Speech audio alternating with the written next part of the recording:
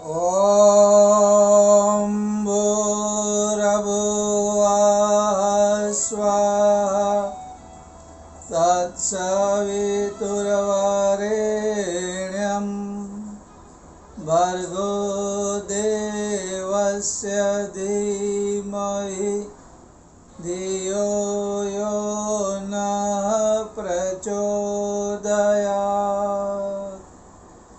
ॐ गुरुर्ब्रह्मा गुरुर्विष्णुः गुरुर्देवो महेश्वरः गुरुर्साक्षात् परब्रह्म तस्मै श्री गुरवे नमः।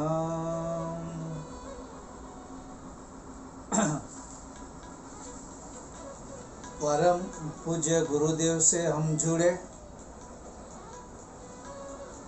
हमारा जीवन बदला, हमारा व्यवहार बदला, हमारा चिंतन बदला, हमारी बोली बदली, हमारी दृष्टि बदली, इसी कारण सृष्टि भी बदली, सोच भी बदली, और ये सब अच्छे के लिए हुआ। ऋषि चिंतन, परम पूज्य गुरुदेव के चिंतन, इसकी असर सकारात्मक होती है। बहुत से लोग पूछते हैं, हमने गुरुदेव को तो नहीं देखा, हम उनकी बातें कैसे समझे? तो इसमें कोई चिंता की बात नहीं है। हमारे सुभाषितकारों ने कहा है कि अगर आप वाल्मीकि को पढ़ना चाहते हैं या उनको जानना चाहते हैं या उनका उपदेश सुनना चाहते हो या उनके विचार जानना चाहते हो, उनसे बात करना चाहते हो, रामायण पढ़ लो। रामायण अगर पढ़ोगे तो पता चलेगा कि वाल्मीकि को आपसे क्या कहना है। उसी तरह अगर व्यास मुनि को पढ़ना है, व्यास मुनि से बातचीत करनी है, तो महाभारत पढ़ लो। महाभारत पढ़ोगे तो व्यास को क्या कहना है वो आप समझ सकोगे। जो कुछ भी कहना है व्यास मुनि को, वो महाभारत के द्वारा कह देंगे। वो एक माध्यम है। अगर भगवान कृष्ण से नहीं मिले, कोई बात नहीं है, भगवान कृष्ण की गीता पढ़ लो। भगवान कृष्ण को जो कुछ भी कहना है वो गीता के माध्यम से आपको कह देंगे। इसी तरह परम पूज्य गुरुदेव को अगर आपको सुनना है, उनके विचार पाने हैं, तो कोई बात नहीं है।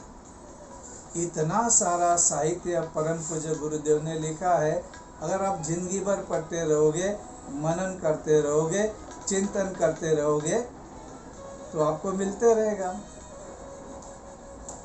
तो इन्होंने जो कुछ भी लिखा है वो वही है जो वो कहना चाहते थे या अभी कहना चाहते हैं। इसे अच्छी तरह समझना है। इसी तरह हमें गुरुदेव से वार्तालाप कर रहे हैं, ऐसी मनोभूमि बनानी है। परम पूज्य गुरुदेव ने क्या किया, हमारा जो जीवन है, क्योंकि जीवन जीना भी एक कला है। ऐसे वैसे कैसे भी दिन बिता दिए, मरे नहीं इसलिए जिंदा है। जो कुछ भी आया वो करते गए, नहीं आया उसे छोड़ते गए। अस्त व्यस्त जीना ये कोई जीना नहीं होता है। परम पूज्य गुरुदेव ने जीवन जीने की कला सिखाई। अगर जीवन जीने की कला आती है तो हम क्या कर सकते हैं? हम जीवन को बहुत ही सुखमय और शांतिमय बना सकते हैं। वृक्ष हमें आमंत्रण देंगे बातें करने के लिए, फूल इशारे करेंगे सुगंधित होने के लिए, भंवरे गुनगुन करेंगे और बोलेंगे आओ हमारे साथ सुख के गीत गाओ। कि बिना कोई साधन हमारे जीवन में संगीत आ जाएगा, पराये भी अपने हो जाएंगे, अकेले में भी मेले का अनुभव होगा। लेकिन अगर जीवन जीना नहीं आया तो हम अपनों में भी अकेले हो जाएंगे, फूलों में भी कांटे लगने लगेंगे, सारी दुनिया हमें दुश्मन लगने लगेगी। इसलिए गुरुदेव के साहित्य का एक महत्व है, वे हमें जीवन जीना सिखाते हैं। और सबसे पहले अपना जो मूल्य है, वो मूल्य क्या है, हमें ये पता है कि हमें प्याज का भाव, आलू का भाव, चावल का भाव, देहरादूनी चावल का क्या भाव है, सुरती कोलम का क्या भाव है, ये पता है। आजकल की जो युवा पीढ़ी है उन्हें ये भी पता है कि डोमिनो का पिज़्ज़ा कहाँ मिलेगा, कौन से दिन डिस्काउंट में मिलेगा, कौन से दिन कौन सा मिलेगा, ये सारी जानकारी रखते हैं। लेकिन अगर उनसे पूछा जाए कि आपको अपना मूल्य पता है, आपको अपनी कीमत पता है, तो मालूम पड़ेगा कि हमें हमारा मूल्य पता नहीं, हमारी वैल्यू हमको पता नहीं। तो अगर ऐसा है तो जीवन जीने का क्या मजा। व्यास मुनि ने कहा है, मैं तुमको एक रहस्य बताता हूँ, इस दुनिया में मनुष्य जीवन से ज़्यादा श्रेष्ठ और कुछ भी नहीं। हम मनुष्य हैं, मानव जन्म मिला है, मानव की आकृति मिली है, अभी हमें हमारी प्रकृति बनानी है मानवी की तरह। और इसलिए हमें जीवन जीने आना चाहिए। जीवन जीने की तैयारी में नहीं लगना है। बहुत से लोग प्लान करते हैं कि हम हमारे जीवन को ऐसा करेंगे वैसा करेंगे, और फिर समय गुजारते हैं कि हम वैसा बनेंगे, उसके लिए हम तैयारी कर रहे हैं। नहीं, जीना है, अभी जीना है, यहीं पर जीना है। रात को सोना है तो गद्दियाँ बिछा के फौरन सोना है। रात भर गद्दियाँ बिछाते रहेंगे, रात भर अलग अलग रंग का प्रयत्न करते रहेंगे, तो सोएंगे कभी। जीवन है, छोटा सा जीवन है, अभी से जियो, यहीं से जियो। जो कुछ भी तुम्हारे साथ है उसके साथ जीना शुरू कर दो। और अगर जियोगे तो जीवन बेहतर बनाने के तरीके अपने आप आते जाएंगे। अपने आप आपके पास वो सारी परिस्थितियां आएगी जिससे आपका जीवन बदलेगा। इसलिए अपना मूल्य समझना है, और परम पूज्य गुरुदेव का साहित्य ये आपको उसका मूल्य यानी कि अपना मूल्य समझाते हैं और हमारा जीवन बदलते हैं। अब जीवन जीना एक कला है। कला में क्या होता है कि देखो, हमारे पास सब साधन है, सब कुछ है जो औरों के पास है, लेकिन कुछ लोग बहुत प्रगति कर लेते हैं, धन कमा लेते हैं, विद्वान बन जाते हैं, और कुछ लोग वैसे के वैसे रहते हैं। क्यों? उन्हें आता नहीं है इन साधनों का क्या करना, ये मनोभावों का क्या करना। ये मन की कामनाएं और इसका चिंतन किस मोड़ पर ले जाना ये नहीं पता, और इसलिए वो वहाँ का वहाँ रह जाता है। कोल्हू की बैल की तरह चलता तो है, लेकिन कहीं पर भी पहुँच नहीं पाता। और इसलिए हमें जीवन जीना आना चाहिए। आपको पता है हमारे पास जो रंग है, ये रंग जो एक कलाकार के पास होते हैं वही रंग हमारे पास भी होते हैं, लेकिन कलाकार क्या करेगा, उन रंगों में से वो रंग चुनेगा और एक सुंदर प्रतिमा बनाएगा, एक पिक्चर बनाएगा। रंग तो वही हमारे पास भी है, पिकासो के पास भी थे, और आज भी जितने भी महान पेंटर है, कलाकार है, आर्टिस्ट है, उनके पास भी वही है। हम लोग अगर बनाने जाएंगे तो मालूम नहीं क्या बनाने जाएंगे, किसी अप्सरा को बनाने जाएंगे और हम बना देंगे चुड़ैल जैसा चेहरा।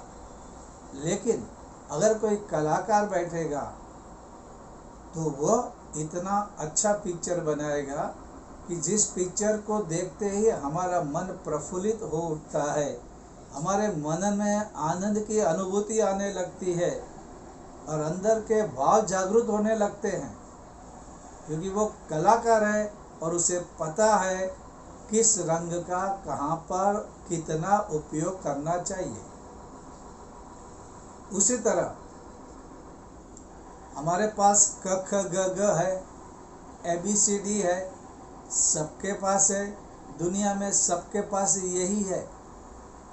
लेकिन कवि जो रहेगा वो कविता बनाएगा तो लोगों के मन को संवेदना के लायक बनाएगा, जागृत करेगा संवेदनाएं, भावनाएं। और मनुष्य जो है वो भाव से बनता है। वो भावनाएं जगाने का काम, प्रेम जगाने का काम, वीरता जगाने का काम, अपने दिल की बात कहने का काम ये गीत करता है, ये कविता करती है।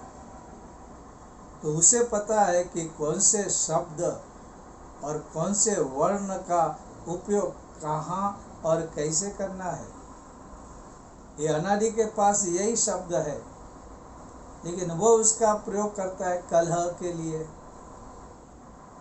अशांति पैदा करने के लिए, लोगों को गिराने के लिए। भाषा ही कड़वी हो जाती है। तो क्यों उसे पता नहीं है कि किस तरह से इन शब्दों का प्रयोग किया जाए। तो जीवन हमें सुंदर बनाना है तो हमें ये कला आनी चाहिए। हमारे पास जो भी साधन संपत्ति है उसका किस तरह से सदुपयोग किया जाए। हमारे पास जो पढ़ने के लिए है उसे हमें किस तरह से पढ़ना चाहिए। 24 घंटा परम पूज्य गुरुदेव को मिले, रविंद्रनाथ टैगोर को मिले, हमको भी मिले,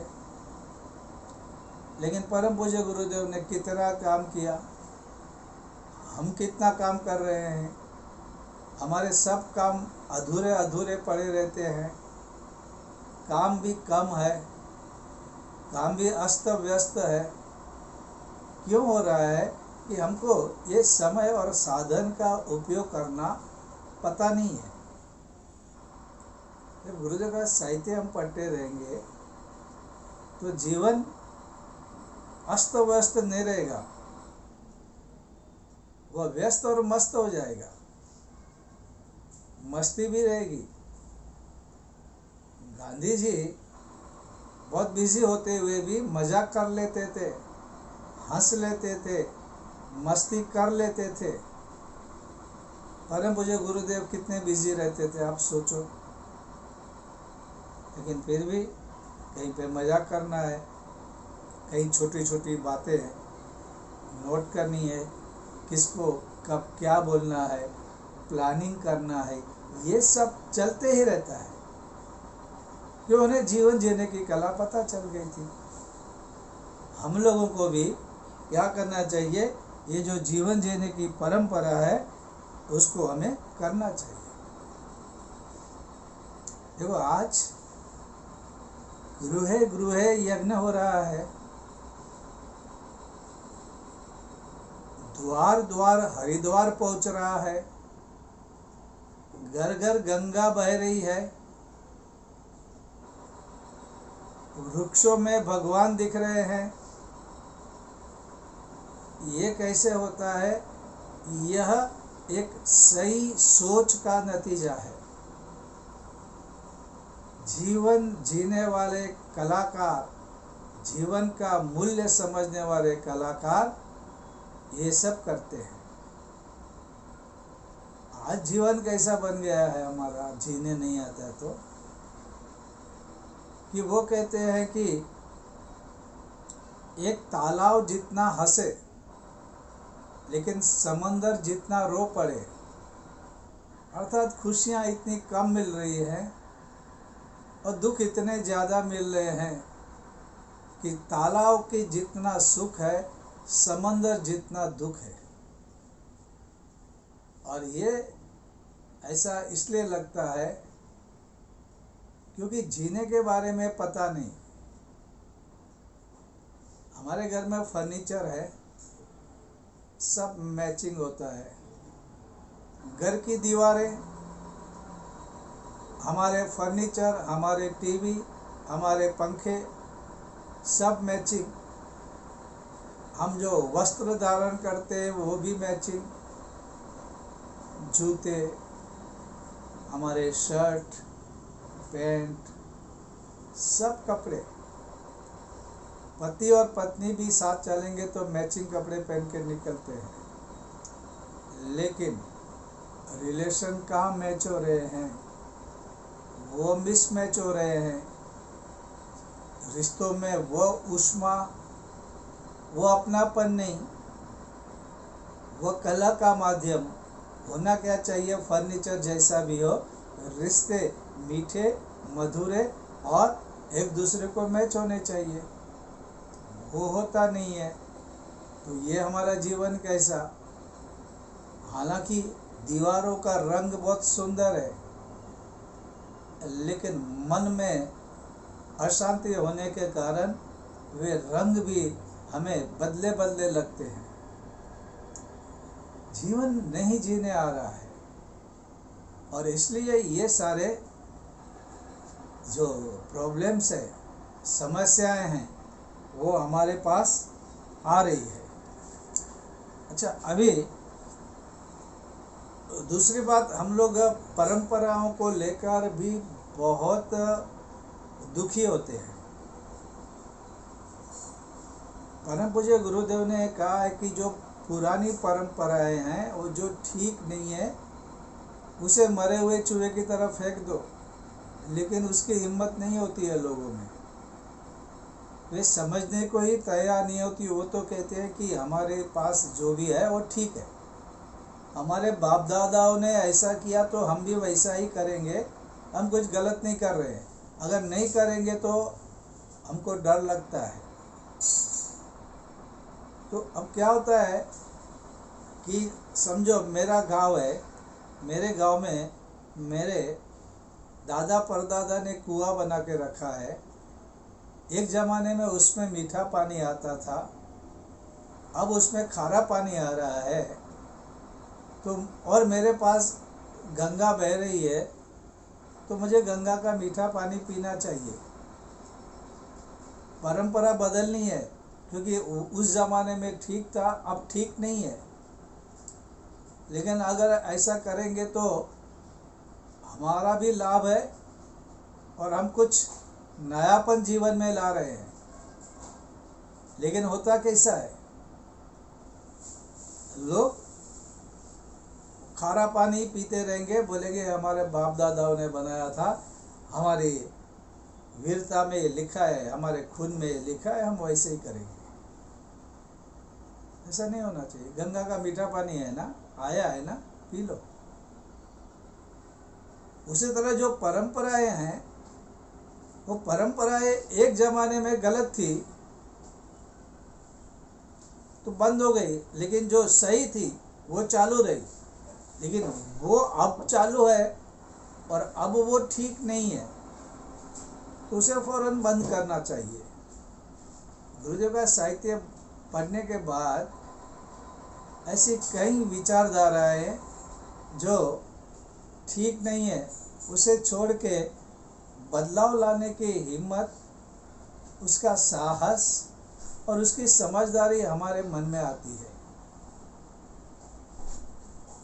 इसलिए गुरुदेव के साथ जुड़ना अर्थात गुरुदेव के विचारों के साथ जुड़ना अर्थात गुरुदेव का साहित्य पढ़ना। वो लोग सचमुच में खुश नसीब है जो पूज्य वर्ग के विचार पढ़ते हैं, अपने जीवन में लाते हैं और लोगों तक वे विचार पहुंचाते हैं।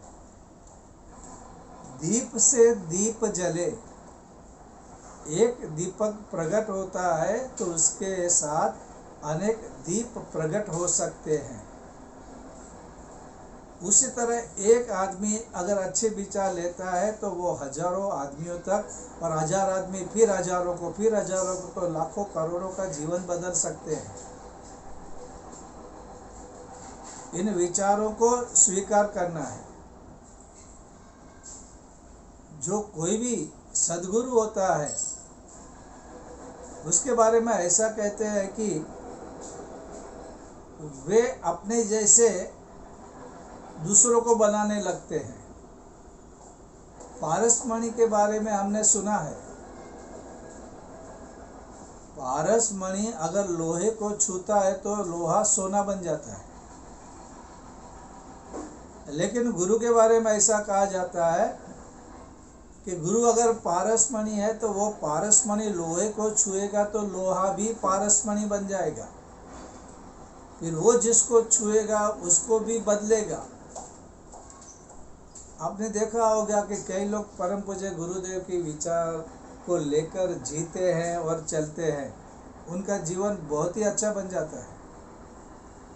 वे अभी उनको देखकर और उनको सुनकर कई लोगों का जीवन बदलता है, उनका व्यवहार, चिंतन, बोली सब बदलता है।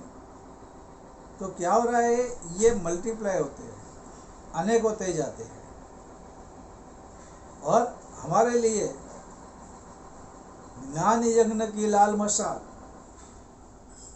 ये हमें और ज्यादा प्रेरणा देती है।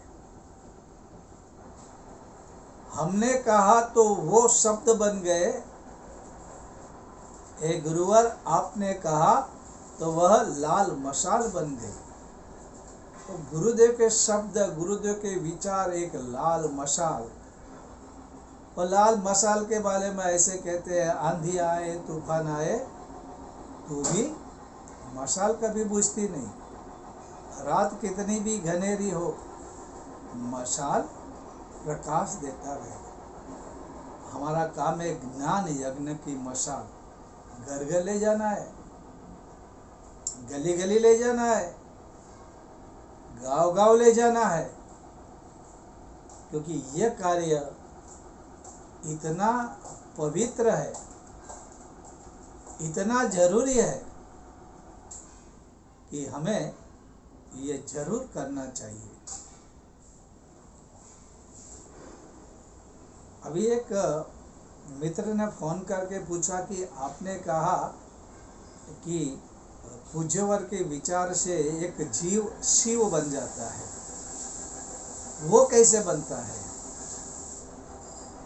तो उसमें इतना ही कहना है, गुरुदेव के शब्दों में ही अपनी तुच्छता को छोड़कर महानता की तरफ चलने की क्रिया। अभी जो तुच्छता भरी है वो तुच्छता को छोड़ते जाना है और महानता को अपनाते चलना है, अर्थात स्वार्थ को छोड़ते जाना है और परमार्थ को अपनाते जाना है। मैं को छोड़ते जाना है और हमको अपनाते जाना है।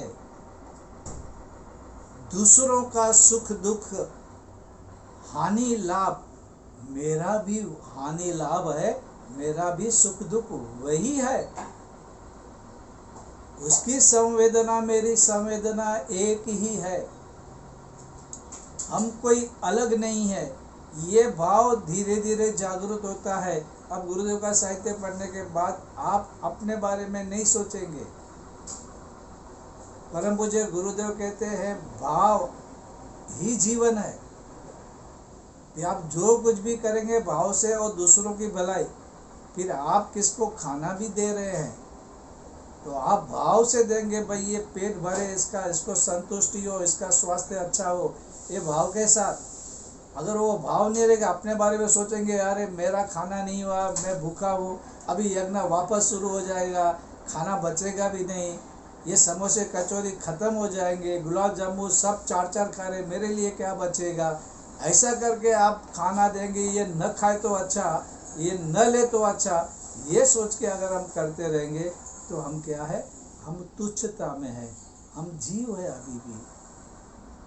ये जीवात्मा परमात्मा बनता है, ये उसकी सफर है। धीरे धीरे आदमी अपने बारे में नहीं दूसरों के बारे में सोचना है, और जब दूसरों के बारे में सोचता है ना तो असली मजा आना शुरू होता है। खाने में नहीं, खिलाने में मजा है। और ये मजा तब आएगी जब हमारे विचार बदलेंगे, हमारी संवेदनाएं, हमारी भावनाएं बदलेंगे, ये तभी आएगा।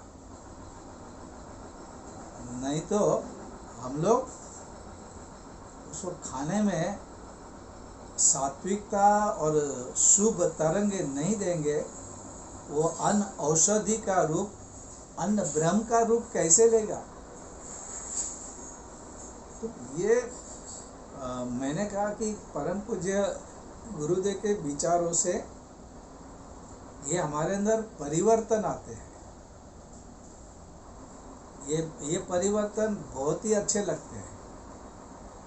इसलिए एक हल्का फुल्का, गुरुदेव जो हमेशा कहते हैं कि मुस्कुराते रहो।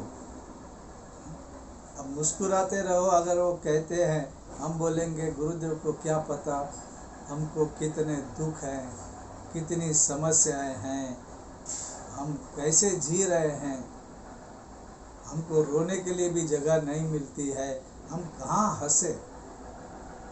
और ये जो कह रहे हैं ईमानदार लोग हैं, सही कह रहे हैं, समस्याएं बहुत है, बहुत सारे प्रॉब्लम्स है, लेकिन एक बार सही विचार मिल जाएंगे ना तो ये अपने आप ऐसी मुसीबतों में भी वो मुस्कुरा सकेगा, वो बदल जाएगा, अंदर से बाहर से बदल जाएगा। और एक हकीकत है, परिस्थितियां नहीं मन स्थितियां मुख्य हैं। हम परिस्थिति को शायद नहीं बदल सकेंगे, लेकिन मन स्थिति को तो बदल सकते हैं। और ये विचार हमारी मन स्थिति को बदलते हैं, और मन स्थिति जब बदलती है तो सब कुछ धीरे धीरे बदलने लगता है, इसमें कोई शंका नहीं है। तो मुसीबतें हैं, होगी, रहने दो, लेकिन उसका सामना किस तरह करना, उससे सबक कैसे सीखना, उसका उपदेश किस तरह से हमारे मन में लाना, ये हमारे हाथ में है। इसलिए जब युग परिवर्तन की बात करते हैं, हम युग निर्माणी बनते हैं, तो हमें इसको अच्छी तरह समझना चाहिए। तुच्छता से बाहर आओ, महानता की तरफ चलो। और ये अगर हम चलना शुरू करेंगे तो हमारा जीवन और हमारे साथ हम आसपास के लोगों का जीवन भी बदलते जाएंगे, जरूर बदलते जाएंगे। तो ये विश्वास रख के चलो, सत्य साहित्य पढ़ो, गुरुदेव का साहित्य पढ़ो। साहित्य पढ़ोगे, गुरुदेव आपसे बातें करने लगेंगे, आपकी समस्या है, आपके प्रॉब्लम सॉल्व करने लगेंगे। आपको डर है, आपको निर्भय बना देंगे। आप राह भूल गए हैं, राह दिखा देंगे। आपको कोई समस्या है, कोई भी समस्या, धन का अभाव है, प्रेम करने वाले व्यक्ति का अभाव है, सुख संपत्ति नहीं है, कोई बात नहीं है। अब जैसे जैसे विचार पढ़ते जाओगे आपको राह मिलती जाएगी, आपको प्रकाश मिलते जाएगा, आपको आलोक मिलते जाएगा और आपका जीवन बदलने लगेगा।